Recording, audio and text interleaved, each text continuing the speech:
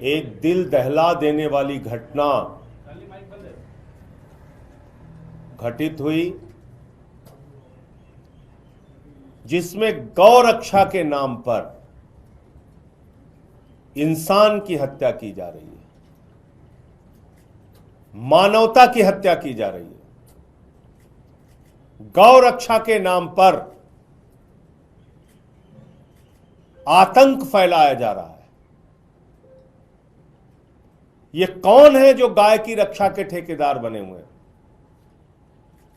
ये कौन लोग हैं जो धर्म के ठेकेदार बने हुए हैं? किसने इनको गाय की रक्षा और हिंदू धर्म की रक्षा की ठेकेदारी दी है? देश के प्रधानमंत्री ऐसे तमाम मामलों में एक शब्द नहीं बोलते। भारतीय जनता पार्टी ऐसी हत्याओं पर खामोश रहती है। हरियाणा की सरकार ऐसी हत्याओं पर खामोश रहती है।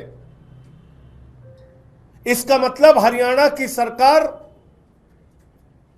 इन हत्याओं को प्रायोजित कर रही है, इन हत्याओं को संरक्षण दे रही है। इन हिंसक कार्रवाइयों के पीछे हरियाणा की सरकार है। उनके संरक्षण में सब कुछ हो रहा है। 12वीं में पढ़ने वाला एक छात्र आर्यन मिश्रा, 30 किलोमीटर तक उसको दौड़ाया गया, 30 किलोमीटर तक उसका पीछा किया गया। ये तथाकथित अपने आप को गौ रक्षक कहने वाले लोग, जो भारतीय जनता पार्टी और हरियाणा सरकार के संरक्षण में काम कर रहे हैं, और उसके बाद उसको पीट पीट के मार डाला। और ये कोई पहला मामला नहीं है। बंगाल के गरीब मजदूर को गुड़गांव में पीट पीट के मार डाला।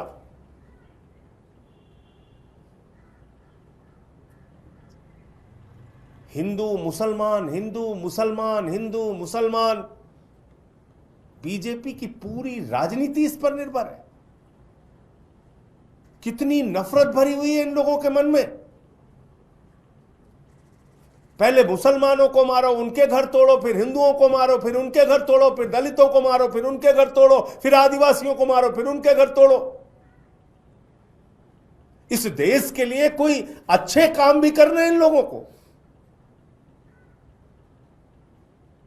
हरियाणा की सरकार इस हत्या के पीछे शामिल है। भारतीय जनता पार्टी इस हत्या के पीछे शामिल है। और आर्यन मिश्रा के पिता का बयान सुनिए, कितनी पीड़ा के साथ उन्होंने बोला कि मोदी सरकार इस प्रकार की हत्याओं को प्रश्रय दे रही है, संरक्षण दे रही है, इस तरह की कार्रवाइयों को।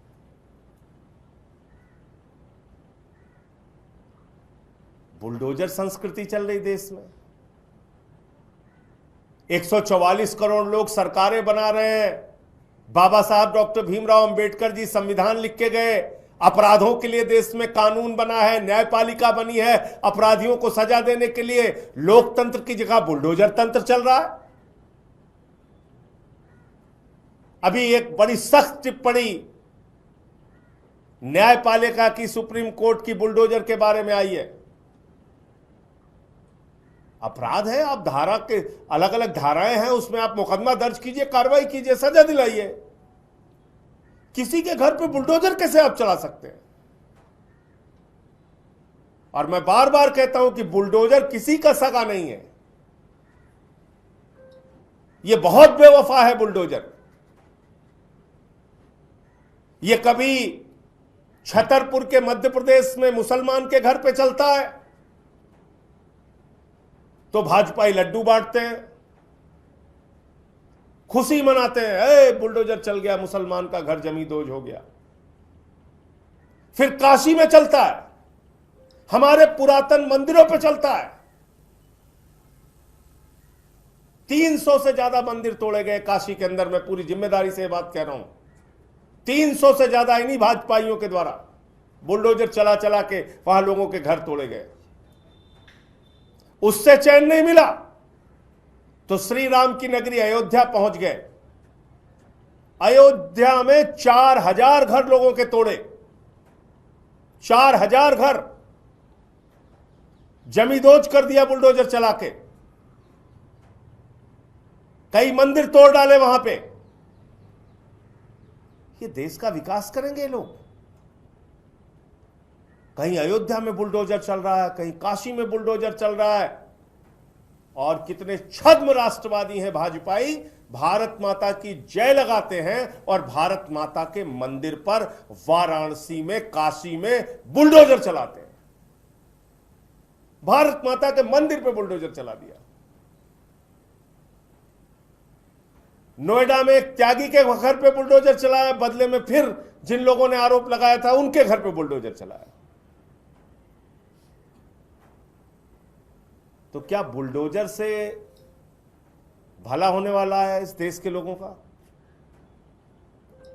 क्या ये गौ रक्षा के नाम पे इंसान हत्या से इस देश को तरक्की मिलेगी, विकास मिलेगा, रोजगार मिलेगा, महंगाई कम होगी क्या हिंसा और नफरत की राजनीति से?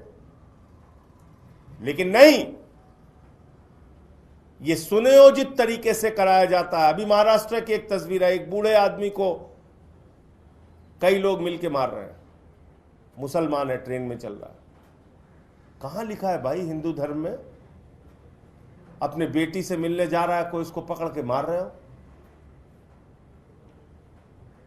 ये आर्यन मिश्रा के पिता को आज जो पीड़ा है, तकलीफ है उनके घर वालों को, इसका जवाब कौन देगा?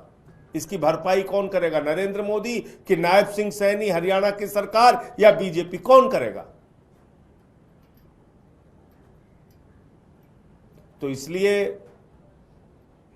गलत का विरोध करना है जो आम आदमी पार्टी करती है, किसी के साथ भी हो, दलित के साथ हो, पिछड़ों के साथ हो, आदिवासियों के साथ हो, मुसलमानों के साथ हो या हिंदुओं के साथ हो। मैं आंकड़े आपको बता रहा हूं।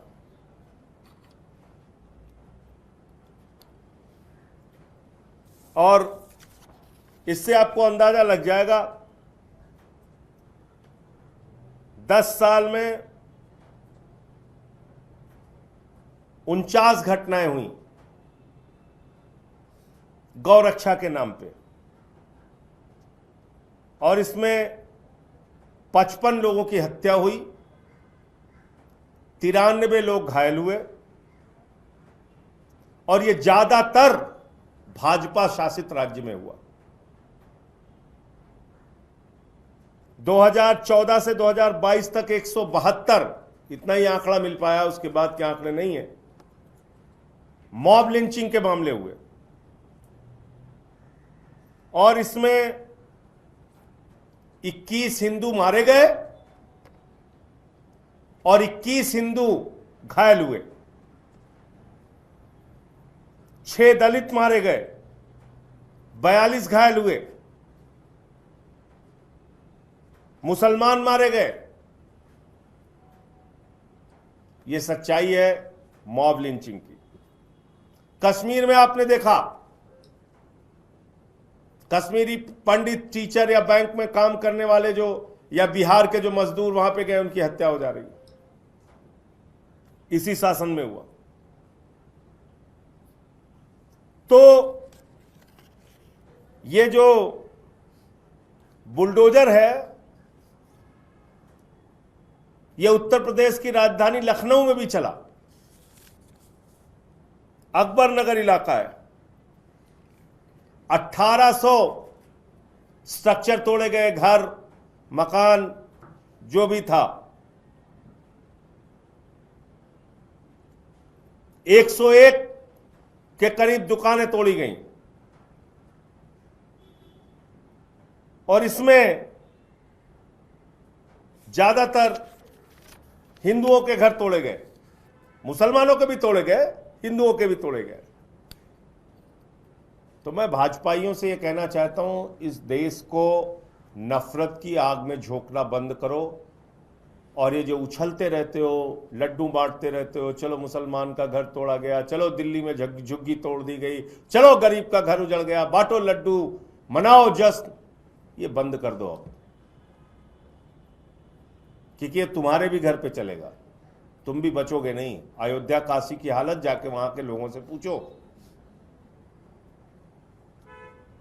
और ये किसी हिंदू धर्म में नहीं लिखा हुआ, और कोई हिंदू धर्म की ठेकेदारी और कोई आइडेंटिटी कार्ड ये गौरक्षक तथा कथित अपने आप को कहने वाले इनके पास नहीं है कि किसी को भी पकड़ के मार दें।